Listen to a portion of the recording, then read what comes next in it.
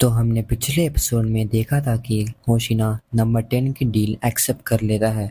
तो अब हम देखते हैं कि कुछ साइंटिस्टों को, जिसमें से एक बंदा कहता है लगता है थॉट यूनिट से मीना आशिरो आ रही है, तो दूसरा बंदा कहता है नहीं, वो वाइस कैप्टन होशिना आ रहे हैं।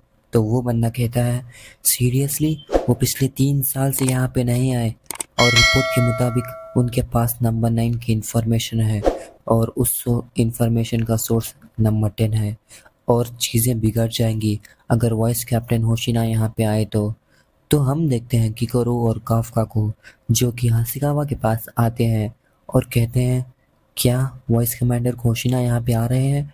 तो हाशिकावा कहता है हाँ, वो आ रहा है नंबर 10 की मीटिंग अटेंड करने के लिए। तो काफका अपने मन में कहता है मैंने अभी तक वाइस कैप्टन होशिना से माफ़ी नहीं मांगी अपनी आइडेंटिटी छुपाने के लिए। तो हाशिकावा उनसे पूछता है नारुमी कहाँ पे है। तो किकोरू कहती है वो अभी ट्रूप मेंबर्स के साथ कहीं पे गया है।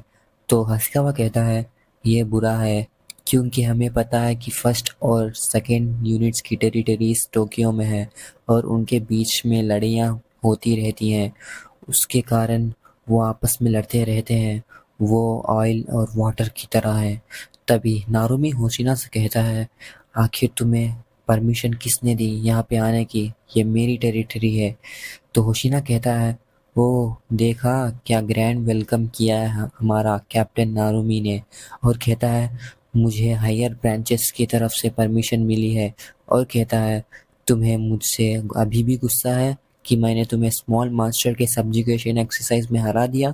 तो ये बात नारुमी को एक कांटे की तरह चुभती है और वो बैठ जाता है। सब ट्रूप मेंबर्स पूछ रहे थे कि तुमने आखिर क्या किया नारुमी के साथ।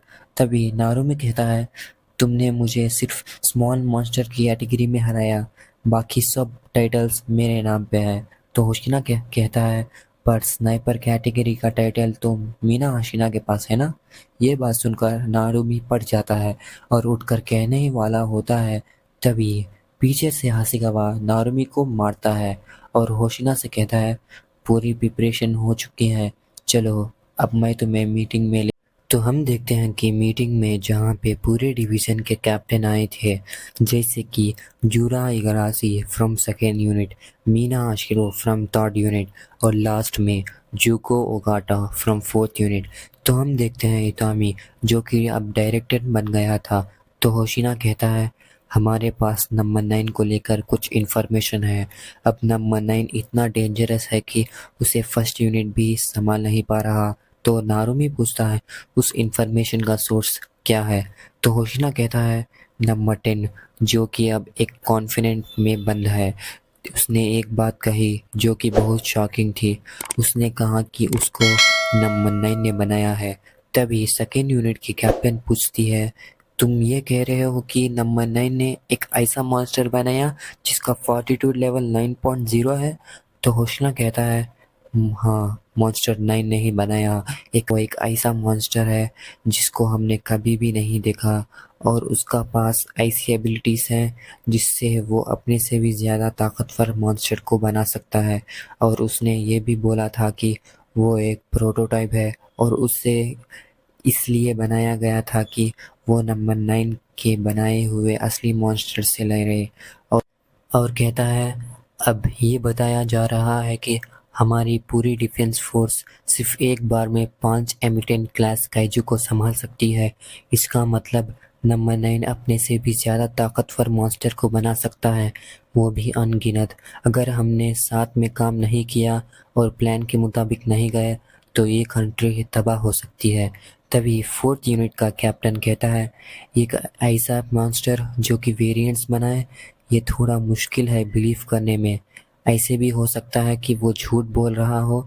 तो होशिना कहता है हाँ, ये भी हो सकता है, लेकिन डेटा के मुताबिक पिछले कुछ सालों में मॉन्स्टर की तादाद बहुत बढ़ चुकी है और उनका फॉर्टीट्यूड लेवल 2.6 से 4.8 हो गया है। तो हम इस बात से कह सकते हैं कि नंबर 10 सच बोल रहा हो। और जैसे कि हमें पता है कि बहुत सारे चेंजेस हो रहे हैं मॉन्स्टर के आउटब्रेक को लेकर और नंबर 9 इसी का फ़ायदा लेकर मॉन्स्टर बना रहा है। तो हाशिगावा पूछता है क्या तुम्हें पता है कि वो कहाँ पे है। तो होशिना कहता है नहीं, क्योंकि वो अपना रूप बदल सकता है।